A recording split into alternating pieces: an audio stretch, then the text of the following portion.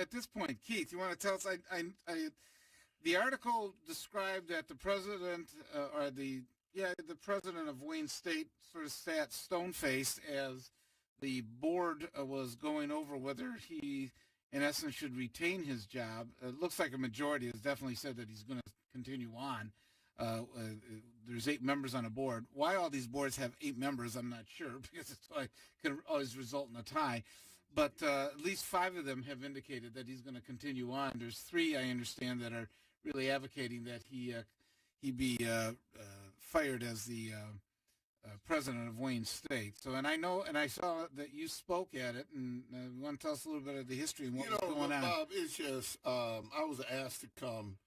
And I want to make it clear that I do have a relationship with Wayne State. Yes, through with the athletic department. And people got to know the history. When I was a county commissioner, I got funds allocated for the outdoor track at Wayne State. Bob, remember that. And so all I'm saying here is this: they helped me. They helped me in a lot of ways, give me access to the facilities, because by doing that, our kids in the inner city get a chance to see something. It's not that you're out there running on the track yourself. Right. but part of the deal was it was supposed to open it up to the community, because all our agreements back in the day, Bob, had to have community involvement and things like that. It was not like I'm trying to get something for myself. My thing has never been a financial relationship with Wayne State. It's been a relationship based on what we can do for how we help these kids and help the community understand what Wayne State is trying to do in the community. Wayne State historically has never been a friend, but we got a friend in Dr. Wilson. We got a friend in Rob Fournier. The bottom line is this. Who's the athletic director? Who's the athletic director? The bottom line is this. I went there to stand up for the guy. Nobody's perfect out here, Bob. If you could find something, we can find something we dislike in anybody walk these streets. But the bottom line is it's personal with some individuals. And they bring their personality into the process instead of dealing with the facts. The facts is the graduation among African Americans is up. But there's a problem. There's got to be a better coordination with DPS and Wayne County Community and Wayne State, because in enrollments, Wayne County Community College and Wayne State should be working together to make sure that if the kids want to go to the next level, they can go to Wayne State. Yeah. Okay. Let them go to Ferris and they other. Go to Ferris and other universities. Wayne State's a top-notch university in our community, Bob. It's a part of the economics in our community, Bob. They hire, they educate, they are a social fabric in our community. And so I'm just working with Wayne State because what it does for our community. So if Wayne State goes, Detroit will go. You get where I'm coming from, Bob? Sure. They got their own police force. They have their own economic infrastructure. You know what I'm getting at? Yeah, and a lot of people don't realize that the model like Wayne State is set up is the same model like USC is set up. Yes. In California. They're in the actual inner city. Right. Where they're doing things and actually having a lot of programs and impact and things like that. We hear all the time about Michigan State. Wayne State is another, really a partner that's really coming up. They got a new business school. They got a lot of things that they're trying to engage people with, and seems to be on the right path in the direction that they're going. You know, Bob, but there's, like any university, got to have other things working in conjunction with the schools, like the DPS. We got to stop politicizing these kids, politicizing education, and get back to what their mission is, to educate. Okay, and create better people down in the future. And so you got Wayne County Community College. See, people don't realize this, Bob, and the listener, you should hear this. There's 4 black presidents of colleges in Wayne County. Garibaldi at University of Detroit, Jefferson at Schoolcraft, Wilson at Wayne State, and Dr. Ivory at the Wayne County Community College. So we got folks that look like us, try to work with us, so let's work with them. There's no perfect marriage. It seems like we want to build people up and then take them out. Yeah, build them up and take them out. That's schizophrenic to me. Then they want to call you out and call you Black Sambo because you don't agree with them. Okay. You know, the Bob is crazy, and Wayne State is a jewel. Yeah, It's a yeah. jewel in our community. Oh yeah, it's a first class university where a lot of people can actually go and can get a great education. Which a lot of people, I mean, think about it. It's right in the city. It's Yes. part of the whole activity now in Midtown and every place else that's being generated. Bob, it gives my kids a chance to see a university right in their backyard. Okay, those kids would never seen that. There's a lot of kids in DPS never went into Wayne State, never even toured Wayne State. Okay, we got the law, they got the medical, they got the law, Yeah, law school, law medical school, school. medical school. Now they got a great business school, Bob. It's a jewel. And so whoever this is what happens, Bob. And you know we both been we've been unelected too. We know that people will turn on you in the month. You're your friends today and your enemies tomorrow. Yeah, you can always count them on your hand. Yes, yes. Who your true There's no friends are. permanent friends in politics. Okay, we got some callers on this. We got Mark. Mark, you're on with Bob Ficano and Keith Williams. How you doing? Good. How about you?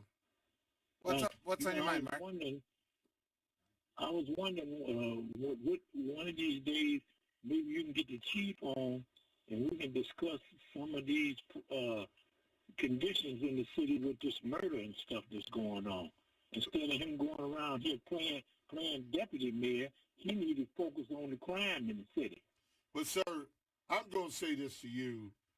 It's that thing is a societal thing when it comes down to crime, resources, education. There's a lot of things. When people don't have resources, what do? They're gonna steal. They're gonna rob. And so it's not. I'm not gonna totally put that on Chief Craig. I'll put that on the clergy. I'll put that on all of us. Okay, that's a us thing, not a me thing. You know what I'm getting at? My thing is, you're 100% right. But my thing is, if you had that type of crime in Midtown and downtown, then he would have been had a news conference about it. Yeah, I get your point. The focus has been, and they have to. The leaders in the city got to be conscious of that. And the response time things that Yes, you know, get the true transparency of what is going on and to deal with it. You Right. don't have to. Everybody feels like, okay, I gotcha. Right. Instead of saying, okay, we got a problem here. How do we resolve it? How do we solve it? At this point, everything, I gotcha. And so everybody starts pointing fingers. Sir, let me give you a case in point. You got schools that need to be fixed. I'm not going to fault Dr. Beatty for the schools in the shape they are in because that's been a lax. Those schools with Bob all through this country been built in the 30s. And and brick and mortar lasts so long, and these schools are not viable for educational purposes. So what do? The kids they're not getting the best of education. And then you build a prison down the street from Pershing High School, that Ryan prison in the community. What are you saying to the kids? Yeah. Well, what you do in a situation like that, I'm going to be quick. What you do in a situation like that, anytime you close a school that used to hold 1,500 and the neighborhood population then drop, so what you do, instead of trying to run a big building with the gas and what it costs to maintain the big building, you do what they did in the late 50s, build small portables to accommodate the people in that area, and it'll be cheap on gas and it'll be easy to maintain. The problem is they don't never take the citizens' input. Let me just say this with you. When it comes to putting bicycle lanes or anything, they never take the citizens' input. Well, they're supposed to have public hearings. I mean, when the city council votes on something, an issue like that, you're supposed to have a public hearing. Bob, people don't go to those meetings. I know. They say they want transparency, but they don't do their part to make sure the transparency. How many times are the meetings at night and things like that when it's much easier for people to attend? If it's 10 o'clock on a Tuesday morning, it's more difficult to attend. And plus the parking downtown. Let me say this to you. I've been meeting with Dr. Beatty about the structures. I'm not going to blame him for the past. I can blame him for the future if he don't solve the issue. And I think the guy really wants to solve the issue. I looked him to the face because to me it's about the growth of our children. To me, grown folks need to get out the way and let the educators educate. Give them the tools the facilities, and the resources so they can make our kids a part of a great society. Okay, speaking of crime and the kids in this day and time, they don't have the parents that they had when they that's true. That's true. Mark, okay, Mark, thanks for calling in. We got a number of callers, and we have a guest on. We have Linda Bernard, who was talking about crime, was the executive director of the Detroit Police Commission, and can perhaps give us some insight more on the crime. Linda, welcome to the show here. Hi, Bob. How are you? Good. You're Good on to also hear your with, voice this morning. You too. You're also on with Keith Williams this morning. I know he's my leader. Linda, I love you, Linda. I know you're the executive director, and one of the issues that has come up about not only crime in the city, but also like we saw just a week ago about the 6th Precinct, and there seems to be this whole atmosphere or environment of the racism that people thought, geez, with so much of the black leadership we have now in the police department and things like that, isn't that being eliminated? And is it as bad as what everybody's saying? But apparently it is, because they're starting to transfer people and they're starting to punish and to have discipline on them. Well, it's a very difficult problem. I was chief counsel to the police commission, not their executive director. That's right. But Mr. Anthony was the executive director. Go ahead. Yeah, it's interesting, though, that the chief has taken some action with respect to the issues in the 6th Precinct, specifically one person retired, another was demoted. He has appointed an African-American female captain to replace the captain that was probably actually forced into retirement.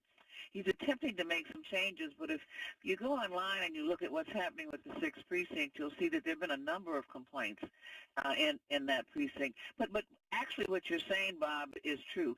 The complaints are throughout the city of Detroit. A great deal of the recruitment and hiring has involved non-minority officers. And the issues are getting to be more and more extreme. There's actually a commission that has been appointed by the chief that is supposed to address racial issues within the department. They are yet to produce a report, however, regarding their activities. At least it certainly hasn't been published. So it's a big issue right now in Detroit, and I feel it as an African-American woman. I'm sure Keith has as well.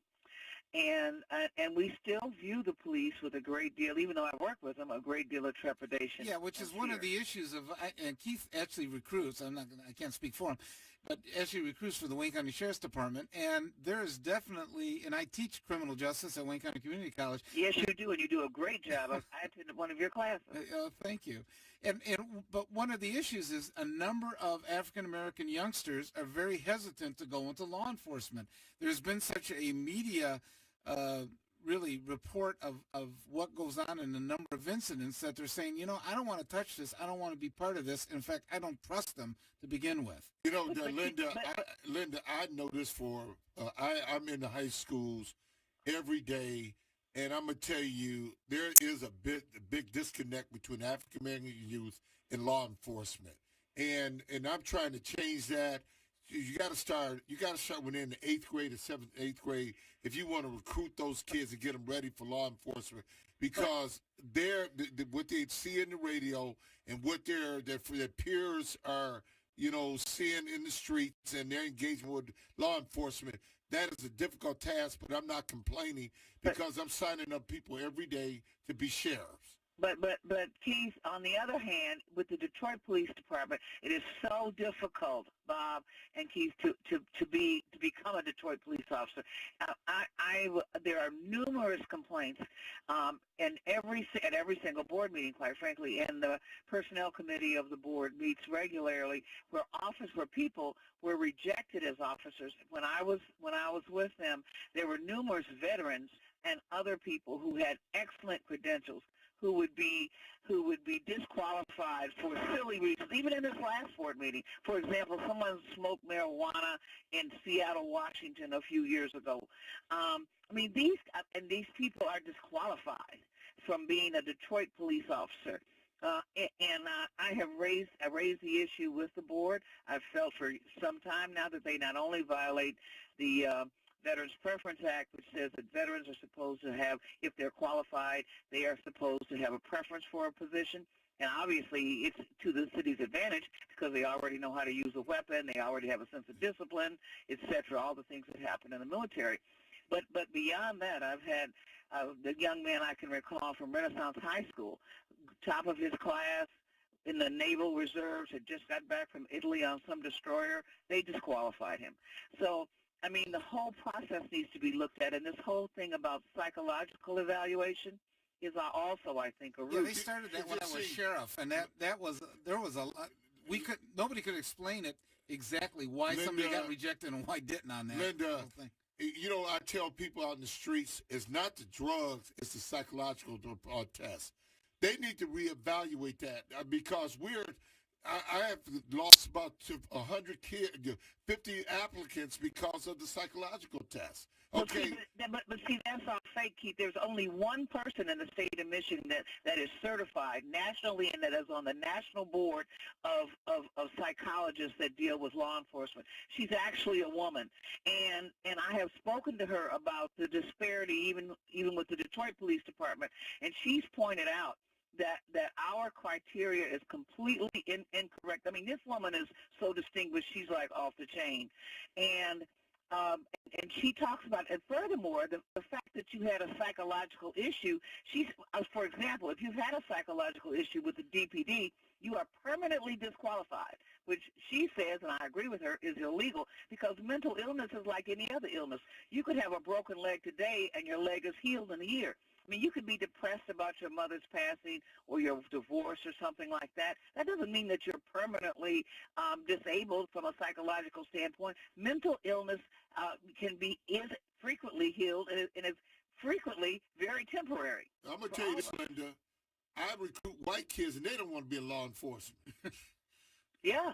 I'm just telling you, it's not, to well, me, well, it's no boundaries. It's a good job, particularly at the federal level because of the salaries and so forth. But the federal government does not disqualify a person for a psychological issue that they had in the past. Of course, they do a new test.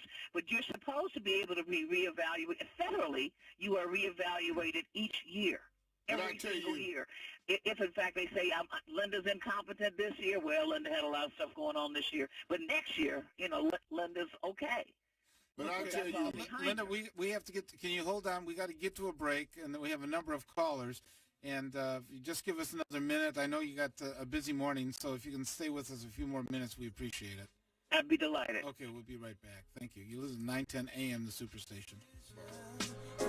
Everything's gonna be alright. We're gonna stay strong and keep it tight. So you've decided to go to college. That's cool. So pop quiz. Which is a better way to earn your degree? Commute to college and fill your gas tank, get stuck in traffic, drive in bad weather, try to find a parking space, walk a half mile to class, or learn online at Independence University. You don't go to college. College goes to you. That's independence. That's Independence University. And all your supplies, including a brand new laptop and tablet, are included with tuition. Independence U for an independent you. Call 1-800-556-7791.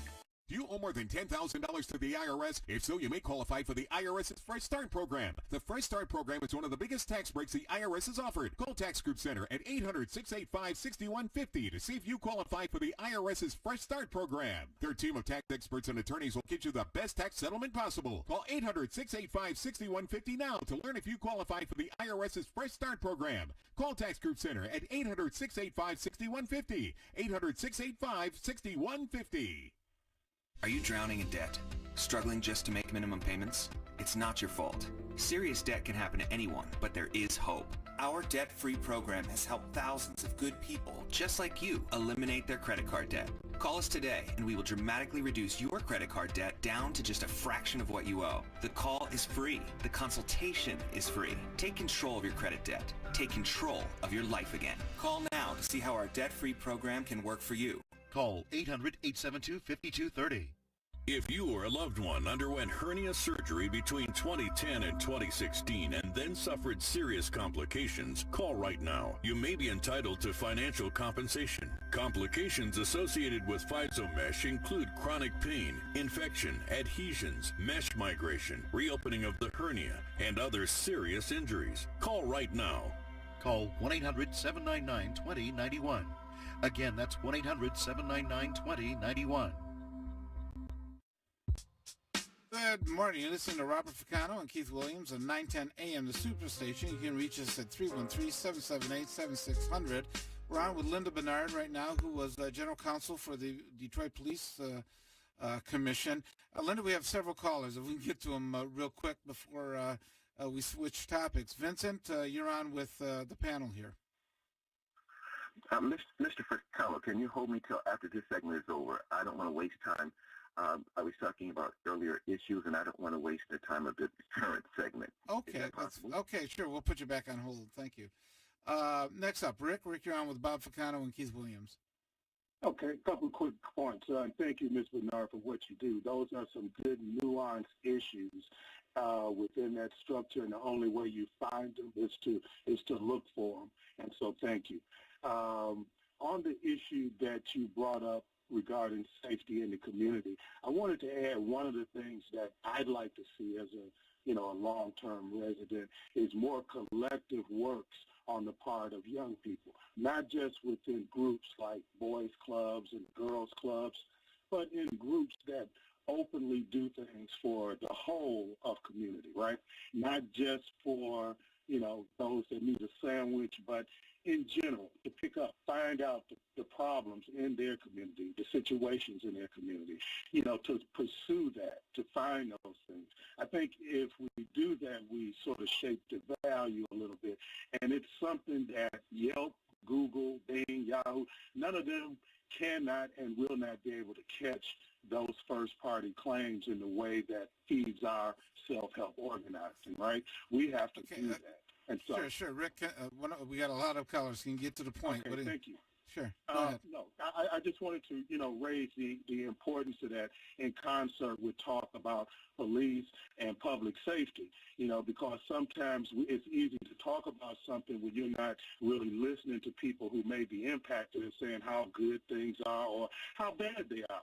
And I just want to place value there. Always one of the big disconnects between politicians and their constituents of what they're saying and perhaps what they're feeling, which is different. Bob, the craziest thing, they got rid of civics in school.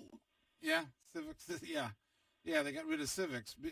Phys ed and civics are the two things they got rid of. So, Rick, thanks I don't think civics would help us as much today because of how communication, the relationship in communication. But they need to know how government works, sir. Yeah. Okay, That's thanks. True. Thanks for calling in. We appreciate it, Rick. Next up we have Fidel. Fidel, you're on with Linda Bernard, Bob Ficano, and Keith Williams. Hey, good morning. Good morning. Hey, would you guys happen to know what precinct that is? What is that, Plymouth and Ward? Is that the precinct you guys are talking about? I think it's on Grand River. Plymouth and Ward is 8th precinct. Yeah, I think 6th precinct is where, Linda? Grand River. Grand River? Linda? I think it's on. I've forgotten. It's on the west side of Detroit. Yeah, I think it's on Grand River. 6 Mile of Grand River. Yes, right in that area where Redford School used to be. Yeah, where Redford High School used to be. So, okay. Right. All right, Fidel. Thanks for calling in. We appreciate it. No, I still got it. What? Go ahead, real quick. Hello? Yeah, go ahead, real quick. Listen, I want to give you guys an experience that I just had 2 weeks ago with the police. I'm over here on Chicago and Evergreen. Okay, we have another guest coming up, so you're going to have to be quick. Go ahead. The 2 white officers pulled me over, said I looked suspicious. By me just walking to the store, I didn't have no ID. I gave my name. I came up clean. They took off, came back, and said they took me on Mile Road. 3 days later, they kicked me out because I gave them they had to fingerprint me. So this type of stuff is going on all day, every day in the city train. Well, they have to have probable cause to have brought you in, Fidel. They said I look suspicious. Well, I got a problem with that, too. Yeah. Because I'm just letting y'all know, they kicked me out, didn't bring me home, didn't have no money, no cell phone. on the Mile Road. I'm on the west side. Do you guys know I had to get home? So again, this stuff is still going on. Do not let them BS you and tell you it's getting better. No, it is not. All right, thanks for calling in, Fidel. We appreciate it. Linda, I know you joined back in with us here. We're about to go to another guest. I want to thank you for coming on. We appreciate it very, very much. Well, thank you. And all the good work you do. We're going to have you back on.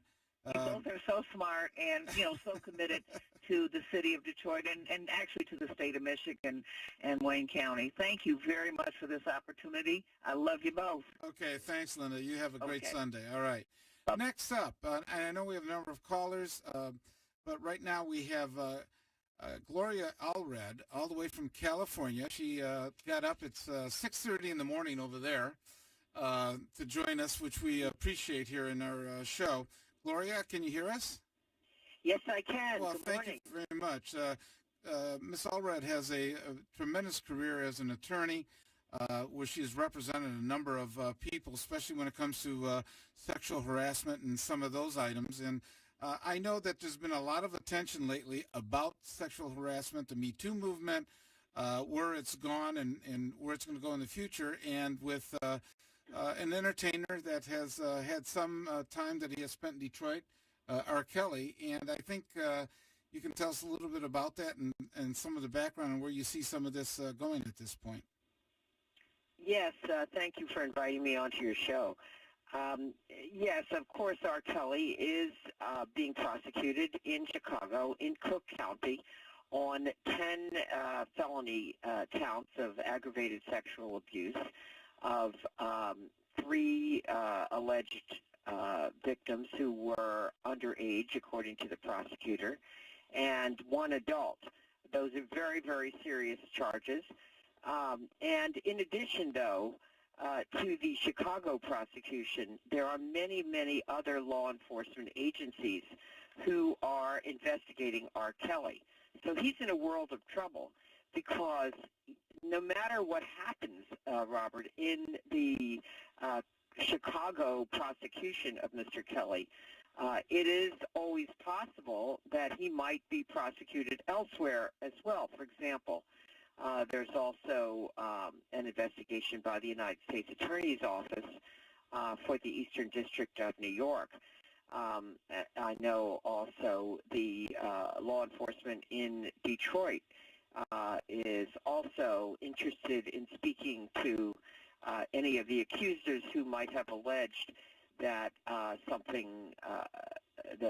that there was activity by Mr. Kelly, which accusers might call criminal activity in Detroit, and also in other jurisdictions. Now, are you tied to any of the victims? Are you representing any victims, I guess I should say, at this point? Yes, I do. I represent numerous accusers of Mr. Kelly, some of whom were on the Lifetime documentary Surviving R. Kelly, some of whom were not, some of whom I've identified publicly. They did press conferences with me, and some of them I have not disclosed their names, nor have I disclosed the content of what they allege against Mr. Kelly, because, of course, every client is entitled to privacy about the fact that the client has contacted me, about what she has disclosed to me, unless she decides that she wishes to make that public, and some of them do not wish that to be public. And I don't know, and you don't have to say because of confidentiality, is the alleged victim in Detroit, has she contacted you, or I'm not sure she has Well, I'm not sure which person you're referring to or how many alleged victims there are in Detroit. I think the one that Detroit's PD is investigating right now, one has surfaced, but I don't recall if her name surfaced or not. So the name has not. Okay. There is. I do represent an accuser who alleges that she was underage when she alleges that Mr. Kelly engaged in sexual activity with her when she was 13 years old. She is not one of the minors in the Chicago prosecution case. Can I ask you a question? This is Keith Williams. When you take on a client, how do you know they're telling the truth or not? Well, that's a good question, and the answer is it's really a judgment call. It's also a question of, who the person may have told, what we call, a contemporaneous outcry. Did the person tell anyone? But usually it's stronger if they told. The time of the event, Yeah. what other, if not, what other kind of corroboration can the accuser provide, just a judgment about her credibility. And so, there are many, many questions, but the ultimate test of credibility, of course, is in a court of law. Does a person, a jury will decide who's telling the truth and who's not. So Mr. Kelly, for example, will see whether he takes the oath, raises his hand, swears to tell the truth, the whole truth, and nothing but the truth, so help him God, or whether he declines to testify, which, of course, he has every right to do. And accusers also, of course, will need to testify in a court of law if they are victims alleged by the prosecution, and if they choose to testify. Gloria, it's obvious in criminal prosecutions that the due process is really scrutinized, and there's a due process that is set up because it is a criminal justice process. It gets a lot murkier, doesn't it? I mean, in terms of like with the Title IX and what the universities are doing. And there seems to be a struggle to define where due process actually steps in, like with the colleges and universities. When you have a victim and making an accusation, and in the courts, at least there's a U of M case out here that went to the Court of Appeals that indicated that, no, there had to be some kind of due process. If the alleged victim is making an accusation, then the accused has a right to cross-examination. In fact, they really highlighted cross-examination, which many times a lot of people have argued victimizes the victim twice. Well, I have done Title IX cases, and let's talk about what Title IX is for a minute so everybody understands, and I'm glad you brought up the issue of due process. First of all, everybody is entitled to due process. What is due process? It's notice and an opportunity to be heard and a fair hearing. That's what due process means under the law. What is Title IX? Well, Title IX is a law passed by Congress which guarantees equal opportunity in education. Of course, if a person is sexually harassed, that at a college campus, or sexually assaulted or raped, that's a form of sex discrimination. Sex discrimination interferes with the right to enjoy equal educational opportunity. That's why it's against the law.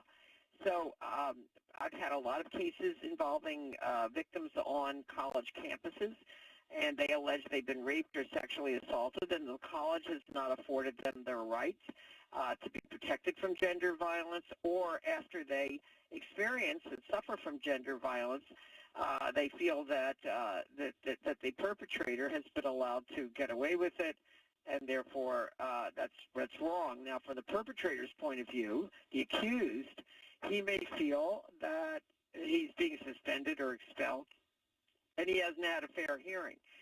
So the Trump administration, of course, it has been taking the side of the accused and saying that he hasn't gotten a fair hearing.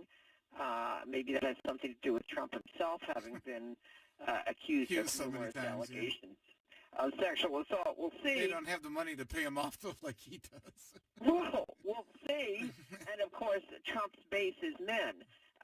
But so political considerations may have something to do with what Betsy DeVos, the Education Secretary, and others. We're very familiar with her. Know. She comes out of Michigan. Very familiar with her. Yeah. So in any case, but look, I'm agreeing with the premise that everybody should have a fair hearing. That's not a problem. Having the accused himself sit there and cross-examine the person who alleges she is a victim, that's another issue. Having the attorneys cross-examine, I guess that's fair. Having the accused himself, someone accused of raping, then cross-examining the person who may very well be a victim, that's a little problematic, but I guess that's what the Court of Appeals is saying. Yeah, well, the issue is, though, let's say you have a young man there in college. Would he be able to afford an attorney? Or should the university, I mean, you're starting to get into steps like they do in the criminal process.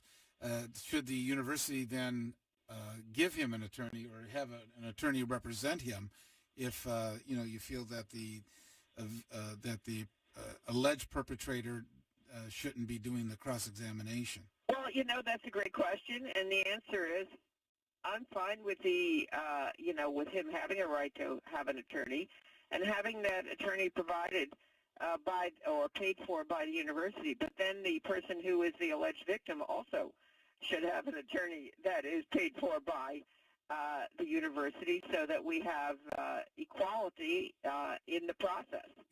Gloria, a lot of men I talk to, and I travel to city Detroit and all over, a lot of men say something happened 50 years ago, and now they want to bring it back up. Why didn't they bring it up then? Okay, well, I'm not sure what you mean by 50 years ago. No, just like Bill Cosby. It was a long time ago. A long time ago, Okay, that's, again, another fair question. That is a fair question. And the answer is rape and sexual assault is a unique type of crime. It's not like robbery. It's an invasion of a woman's bodily integrity and dignity. Many states have eliminated the statute of limitations for sexual assault and rape, and many more have eliminated it for child sexual abuse. Now, I represent many victims of child sexual abuse, and they're adult victims of child sexual abuse. And as children, they felt vulnerable, and they didn't know what their rights were, and they were put in fear sometimes by the perpetrator and threatened. Sometimes, if you tell, no one will believe you, or your mommy and daddy will do something bad to you, or they'll go to jail, or you'll go to jail, or, all kinds of threats sometimes made by perpetrators, child molesters. And so only sometimes many years later will an adult feel the strength to be able to say, yes, I was sexually abused as a child, and be able to stand up and say that and face their perpetrator and want accountability either in the civil or criminal justice system. You've seen that more with the Catholic Church anyway, where it seems like a lot of victims from the past have come forward now and have at least credibly presented that, they were abused. Well, exactly. I had what may have been one of the first cases of sexual abuse back in the 80s, where I represented a young woman who alleged she was sexually abused by 7 Catholic priests and had a baby by one of them. I did that case for 23 years, and ultimately the Catholic Archdiocese of Los Angeles settled the case. I was able to prove that a priest was, in fact, the father of the child, and they had all disappeared once I filed the lawsuit and had a press conference, and so a DNA test proved that a priest was the father. So, yes, she had the courage to come forward, but she had alleged that some of this happened, so many years ago. But the point is, look, there shouldn't be a time limit on justice for victims of child sexual abuse or rape, and I've testified on that issue in a number of different states. I actually just testified this week in Nevada, where there had been a number of DNA tests that had been taken. Rape kits had been taken, and many of them had not been tested for years, and thousands of them. And finally, they were able to identify some of the perpetrators when they were tested. And it shouldn't be that then there's a time limit, statute of limitations, which prevents prosecution. The victim sure, is innocent. If they didn't process the rape DNA test was not tested. But Bob, the problem I got, men be raped too. Have you taken on any men as a client? This whole thing. Yes. I'm telling you. The answer is yes. Yes. Have Bob, I taken men on as client because they were rape or sexual assault victims? Is that your question? Yes. Yes, I represented many men who alleged that they were victims of child sexual abuse at Horace Mann School in New York many years ago, and I represented them, and we were able to get accountability and a form of justice for them.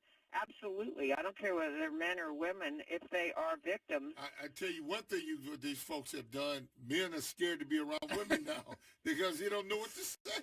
You can't say you know what? There's a power shift. Definitely is a power shift. That's going on. Yes. And it's obviously seeped, Gloria, into the whole political discussion in probably 2020 as well. I mean, you have look. Neither one of us here are a fan of Donald Trump, and that's meaning between Keith and I. But the whole. Do you think that it's taken on?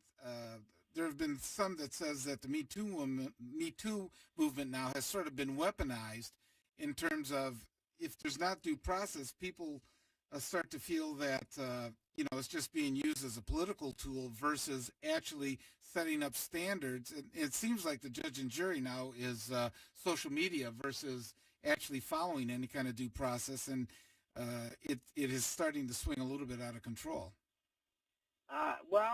In other words, you're saying in the court of public opinion there's also a judgment because of the Internet. And you're right. There are no standards on the Internet. Nobody has to prove guilt beyond a reasonable doubt or even by a preponderance of the evidence. So I say there's an answer to that.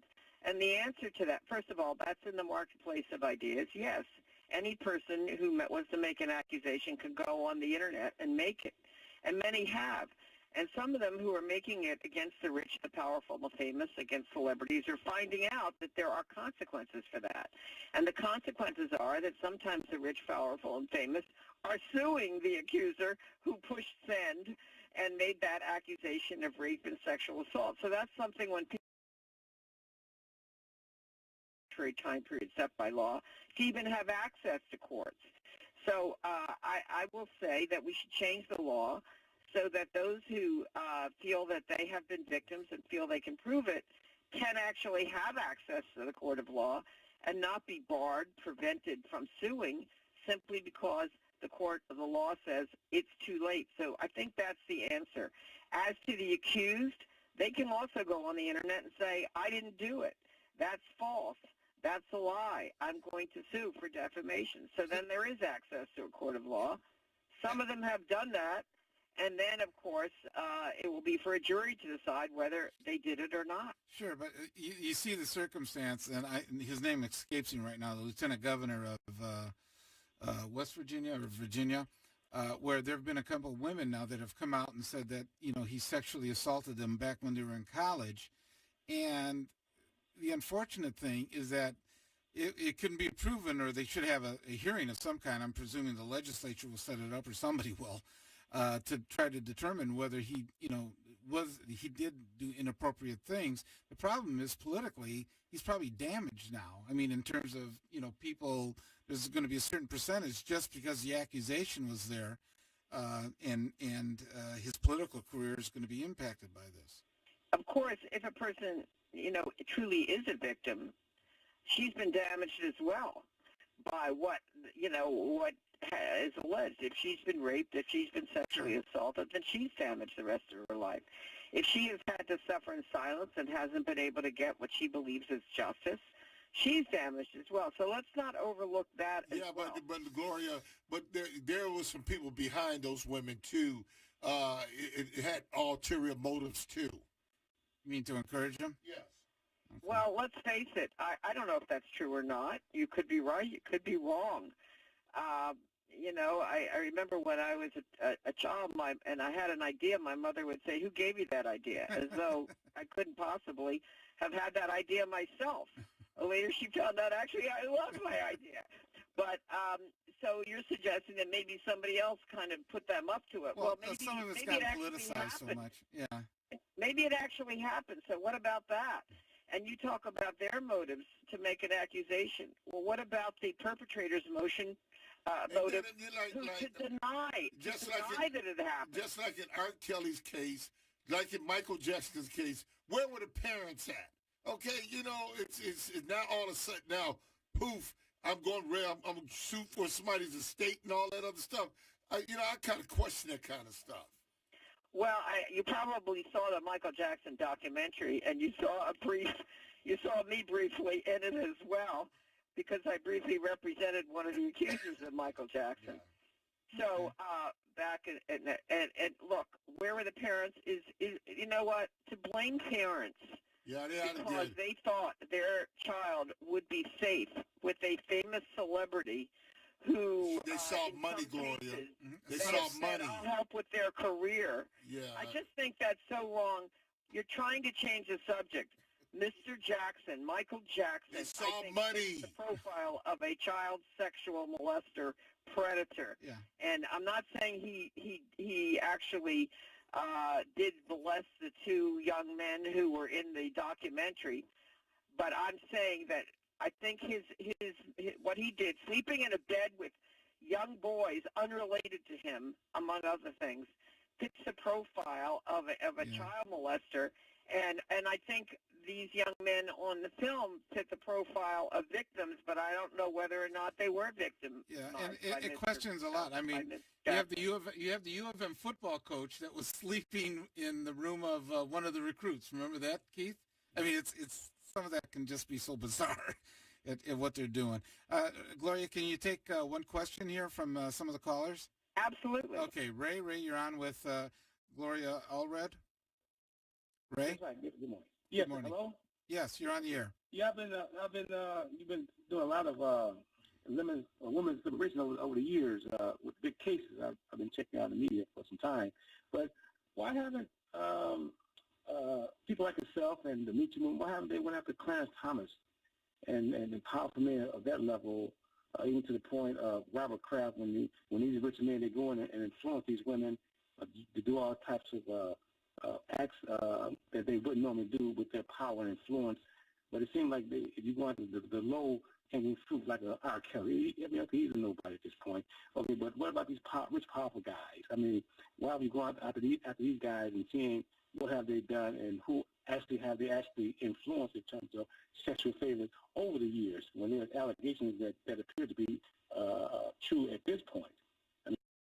Okay, well, I have gone after a lot of rich, powerful, famous people, and not just in the entertainment industry, by the way, the political world as well.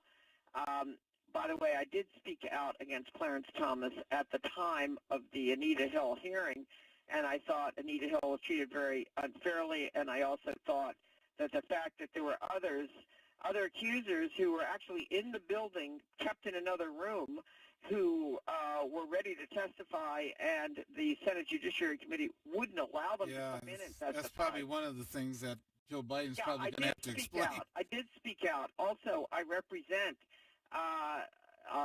someone who is alleged to be a victim in the criminal case against Harvey Weinstein, which is now pending in New York, where there's a criminal case set for June against Mr. Weinstein. And so, I've represented many, victims against, Republican elected officials, also Democratic elected officials, people in I've gone up against famous athletes in the sports world, and many others. In some cases, I've settled confidentially, so you'll never know about them, and others have been more high profile. But we like accountability for victims, and that may mean getting them compensation and never, no one ever knows about it. Or sometimes it's in a criminal case, or sometimes both. Okay. Gloria, I appreciate you spending the time and getting up early in California. I know it's, going on 7 o'clock there. And so appreciate you spending the time with it. And I know that you're a very competent and aggressive attorney, which is good for your clients and what you've been able to do. Well, thank you very much, and it's been a pleasure, and I hope we can do it again sometime. We will. Thank you very much. Have a wonderful day. You thank too. you. Bye-bye. Bye-bye. That's Gloria Allred from California, a pretty prominent attorney that was on the phone about some of the things and some of the Me Too movement and some of the victims that she's represented. When people see her, they run the opposite. Yeah, when they see her, they're going to run in the opposite direction. Okay, I know that we've had a mix of a lot of subjects here today, so we want to get back to it. Scotty, you've been holding on forever, and you said you wanted to talk about something else. So, Scotty, you're on here before we close out the show. Go ahead. Actually, I was going to ask Ms. Allred a couple questions. Oh. But now that she's off, I'm still kind of wondering, because there was something interesting she said, and I think maybe this would be something that others might want to ask her in the future, which is she mentioned when we mentioned the case in Detroit, she said she wasn't sure which that there was a multi-victim client she was defending in Detroit. So that I had only previously heard about the one that alleges being assaulted in December 2001 in the hotel room, who was 13, and I think she eventually brought that in. But I'm wondering who the others were, because now that seems to add another layer to this. Scotty, she said that she was doing it as a confidential and with the victims. So I think if the victims are eventually going to come forward and surface their names, that she's willing to say who they are. The indication I got from her is that these are victims that are being held, in confidentiality situation until they decide that they do want to come forward and file a lawsuit or go to the police. Yeah. Also, I just wanted to put out there that a good friend of mine, Linda Moore, she would want to give a shout out to Gloria Allred and thank her for all the work she's done helping women's issues and promoting women's rights. And I don't know if Ms. Allred's still on the line, but or listening on elsewhere. But I'm hoping that she might hear that. Okay. And Scotty, I didn't realize it was the Scotty that joins us sometime. You were instrumental in helping get Miss Allred on the phone here, and we appreciate it. So, okay, you have a great Sunday. We'll be talking to you. Okay, last before the break here is Walter. Walter, real quick, we're about to go to break. You hearing the music? All right, the voice of opposition has arisen again. Where's my man, a.k.a. false teacher, a.k.a. street preacher? Is he in there? You talking about Keith? Yeah, Keith. Yeah, Keith's here. Okay, real quick, what do you got, Walter? I know you guys love to get on this radio station and just talk about problems all the time. By the way, you guys don't want a solution. Okay, what's one of your solutions to a problem, Walter? Donald Trump has solved the problem in America. Oh, okay. More work. Walter, that isn't going to work. I think he creates more problems than he solves. No, you should say AKA sweet streepers, thief, and crook Donald Trump. You're making it up. You're making it up as you guys trying to create. Yeah, we're making it up. I don't think we're making it up. Look, okay, Walter, we appreciate it. I know you still got to tingle up your leg for Obama, right? President Obama was a great president. He'll go down as one of the best in history. No problems. The worst president in the history of America. Y'all still got to tingle up your legs. Okay. Walter, you have a great Sunday. We appreciate you calling in.